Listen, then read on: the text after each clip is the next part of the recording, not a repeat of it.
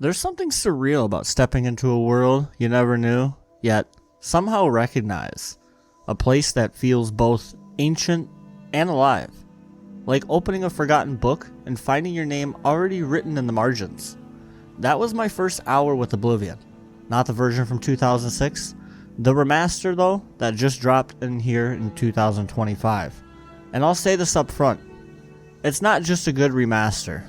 It's an honest one. Running in Unreal Engine 5, laid lovingly over the skeleton of the original game, you still feel the AI quirks, the janky physics, the weird dialogue pauses. But now, it's all glowing with a new light, like someone dusted off a myth and let it breathe again. Me personally, I've never played Oblivion before this. Not once, no mods, no nostalgia. And maybe that's why this feels so strange. But if they did this, then Fallout might be next. And I'm going to be really honest with you guys. I did not expect to like it this much. I expected it kind of to be a museum piece. A dusty old game dressed up in modern clothes, you know. A relic reissued for profit. But Oblivion's Remaster? It's something else. It doesn't just look better. It feels right. It feels like what it was always meant to be, but never quite had the tools to become. Seen what I've seen. How can I explain? Listen, you know the Nine. How they guide our fates with an invisible hand. Find him and close shut the jaws of Oblivion.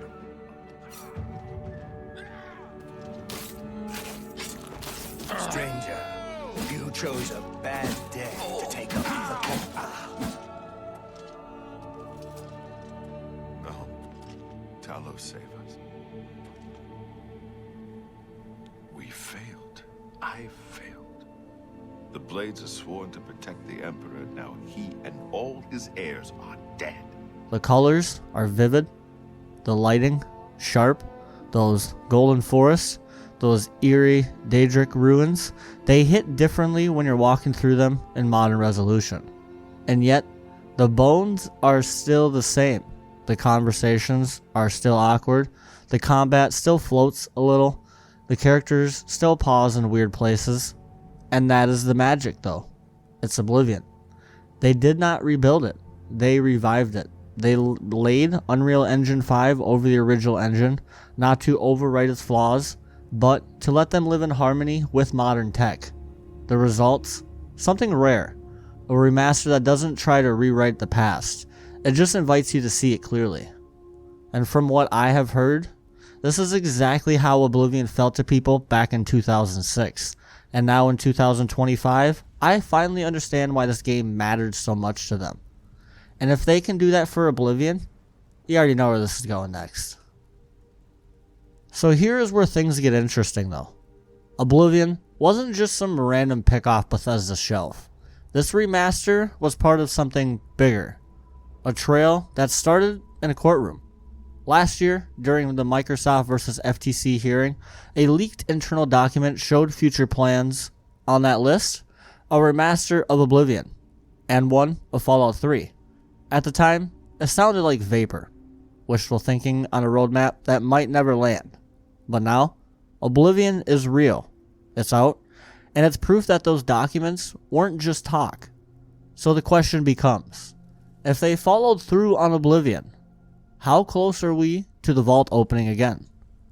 Fallout 3 shares the same bones, same engine, same quirks, same love it or hate it jank. A remaster would be simple, technically speaking. And narratively, it's perfect timing. Bethesda needs another win before Fallout 5.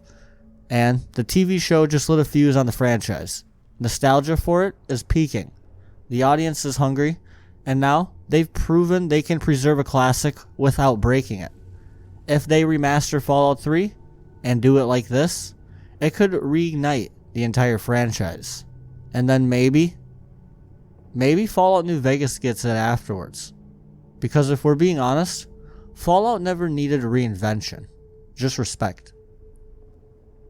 But there's more to this move than just fan service. Oblivion's remaster didn't just arrive.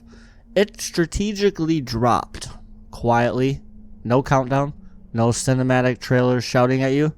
Just a button press. a shadow drop on the Game Pass. If you had the subscription, it was there. No questions, no upsell. And if you didn't, it was 50. 50. For a remastered RPG with hundreds of hours of content and 2 major DLCs bundled in.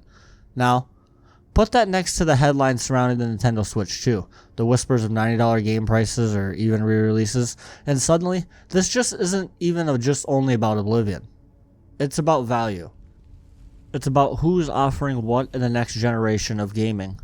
Xbox isn't just playing the nostalgia card, they're weaponizing it.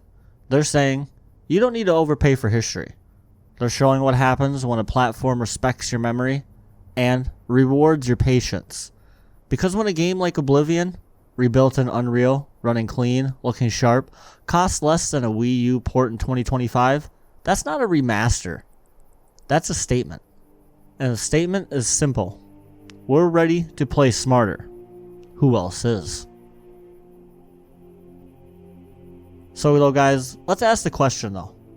What makes a remaster matter? It's not the graphics. It's not the frame rate. It's whether the soul still breathes beneath the surface. Oblivion didn't just remind me of what RPGs used to be, it reminded me of what they still could be. When developers don't try to overwrite history, but preserve it. When they let a world's quirks and cracks show, because sometimes that's where the beauty is hiding. And that's why this moment feels bigger than just Cyrodiil. Because if this was the warm-up, Fallout is the main event. Fallout 3, the capital Wasteland, that iconic opening, that radio, that world where hope is as rare as clean water, and right behind it, New Vegas, the game that refused to die. Imagine both, not remade, not rewritten, but restored. Just like Oblivion, the same dialogue, the same systems, but with the lights turned on. That future isn't far-fetched anymore. It's right there. The vaults may be sealed in the code, but someone at Bethesda has the keys. And today, they prove they know how to use them. So now we wait and watch and hope they do it right again.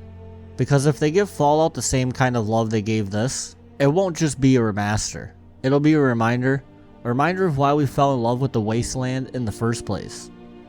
And if you've enjoyed this breakdown, hit that like and subscribe for more deep dives, even though this wasn't very deep as it's about only 7 minutes so far.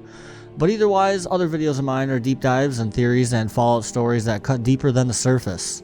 There's more coming guys, so stay sharp. Corn out. Yes, my friend. I know all too well the depravity of the princes of Oblivion. Are you ready to give me the artifact? Remember, the ritual will consume its physical form. It won't be seen again on Tamriel for many years.